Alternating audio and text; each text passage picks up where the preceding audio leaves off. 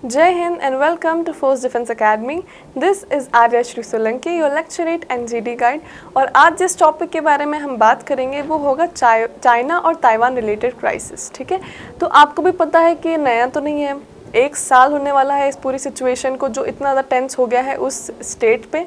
हालांकि ये सिचुएशन चल रहा है बहुत पुराना, जब से ताइवान चाइना से अलग हुआ है तब से, बट अभी बहुत ज़्यादा टेंस माहौल हो चुका है। और ये कब होता है? ये तब होता है जब चाइना देखता है कि ताइवान यूएस के किसी ऑफिशियल इंसान से मीटिंग कर रहा है या कुछ भी रिलेशन हो रहा है। ठीक है, तो हम इसके बारे में बहुत डीप में पढ़ेंगे about the China Taiwan relation.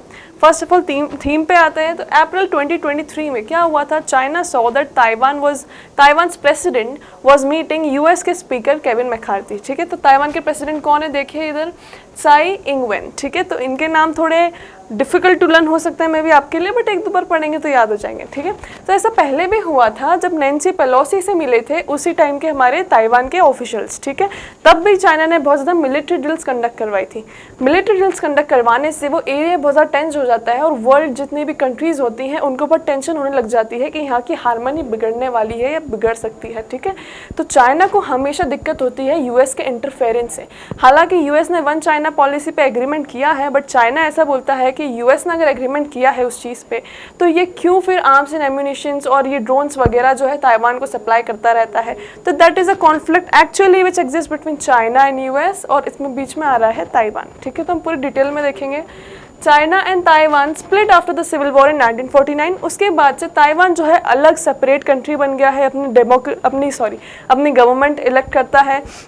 Okay, उसके पास अपने मिलिट्री है, अपने अलग अलग पावर्स है, अपना इंटरनेशनल ट्रेड है। तो Taiwan exist as a separate independent country. But China का ये मानना है कि वन चाइना पॉलिसी के अंडर ताइवान अभी भी चाइना के मेन लैंड का ही हिस्सा है।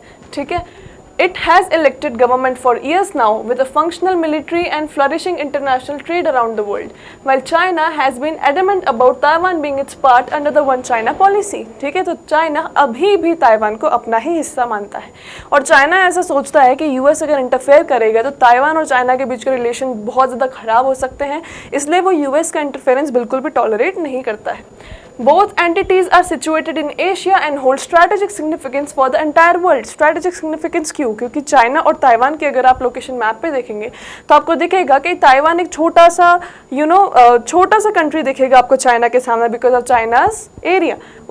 एक और चीज़ आपको समझ में आएगी कि चाइना और ताइवान को सेपरेट करता है Taiwan straight. Now straight is a water body. ठीक है, तो वो जो सेपरेट करता है वो एरिया जो है वो वर्ल्ड ट्रेड के लिए बहुत ज़्यादा इंपॉर्टेंट है। Why? Because it connects the 2 important China, that is China seas, that is South China Sea और हमारी ईस्ट चाइना सी, उनको कनेक्ट करता है Taiwan Strait and that is the place जहाँ पे मैक्सिमम वर्ल्ड ट्रेड पार्ट लेता है। तो that is why that place is important. Both entities are situated in Asia. ये तो पता पड़ गया हमको एंटायर वर्ल्ड क्यों with respect to trade important है। ठीक है, इन्वायरमेंट के लिए भी इंपॉर्टेंट है। Taiwan is separated from China by the Taiwan Strait, ये भी बात हो गई हमारी। तो these 2 points I hope you all are clear with it. अब अगला, even though the US does not have official relation with Taiwan, it provides military grade weapons and drones to Taiwan, and that exactly is the problem of China कि why is US doing this with Taiwan? जब US को पता है कि Taiwan और China का एक अलग डील चल रही है, एक अलग एग्रीमेंट चल रहा है, चाइना ताइवान को भी अपने हिस्से में मानता है, तो US क्यों इंटरफेयर कर रहा है उसको ये सब चीज़ें प्रोवाइड करके। August 2022 में China conducted military exercise near Taiwan after the then US House Speaker Nancy Pelosi visit to Taiwan. ठीक है, तो ये तो आपने बहुत सुना होगा, इनका नाम तो आपको याद ही हो गया होगा, नैन्सी जी का। बहुत ज़्यादा हंगामा मचा था जब नैन्सी जी ताइवान आई थी। She was the then US House Speaker. बहुत ही ज़्यादा प्रॉब्लम्स क्रिएट हुई थे चाइना और ताइवान के बीच में, specially on the world level. तो अब ये वापस से हुआ है जब ताइवान के प्रेसिडेंट वापस केविन मैकार्थी से मिले हैं, वो भी अभी यूएस के हाउस स्पीकर ही हैं।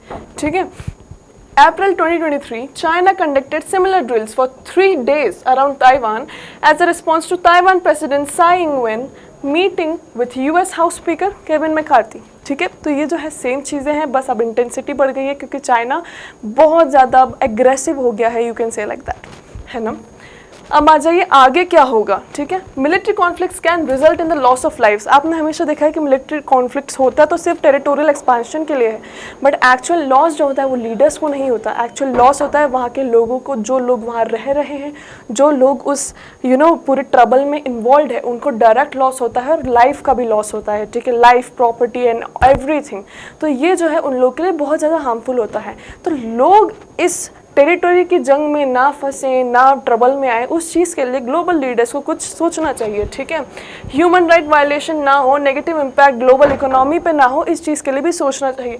अब एक क्वेश्चन आ गया कि ग्लोबल इकोनॉमी पे नेगेटिव इम्पैक्ट कैसे। तो like I said, Taiwan straight है जो चाइना और ताइवान के बीच में बहुत ज़्यादा क्रूशल रोल प्ले करता है, ठीक है। अगर वो स्ट्रेट में किसी भी तरीके से कुछ भी हार्म आता है तो बहुत ज़्यादा जो ग्लोबल ट्रेड है, हमारा वर्ल्ड ट्रेड है, उस पर बहुत ज़्यादा डायरेक्ट इम्पैक्ट आएगा and that will also influence India. अगर आप सोच रहे हैं कि चाइना और ताइवान के इशू से हमको क्या है, तो हमें भी है। हमारी economy is directly linked with the issue happening anywhere. For example Russia Ukraine में जो इशू हुआ था उससे हमें नुकसान हुआ था। चाइना ताइवान में इशू होगा तो भी हमारे ट्रेड पे असर देखने को आपको बिल्कुल मिलेगा। कंक्लूजन में ये है कि पूरे वर्ल्ड लीडर्स को यूनाइट होना चाहिए और पीस क्रिएट करना चाहिए। चाइना ताइवान इशू को बहुत साल हो गए और फाइनली उसका कुछ डिसीजन आना चाहिए, उसका कुछ सॉल्व होना चाहिए, उस इशू में थोड़ा आगे बढ़ना चाहिए। अब बहुत हो गया है कि हम उसी लड़ाई पे आगे, मतलब बहुत सारी कंट्रीज इन्वॉल्व हो चुकी हैं। कंक्लूजन में ये होगा कि recent military drills of China around Taiwan are making the world tense. Of course they are making the world tense because human rights violation होंगे। अगर ये मैटर और ज़्यादा बढ़ जाता है तो और बहुत सारे लोगों का नुकसान भी होगा, ठीक है।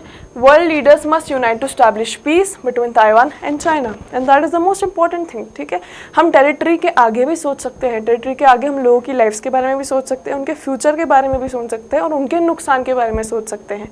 तो that was all about China and Taiwan. I hope you all understood the video and all the points that were mentioned in here.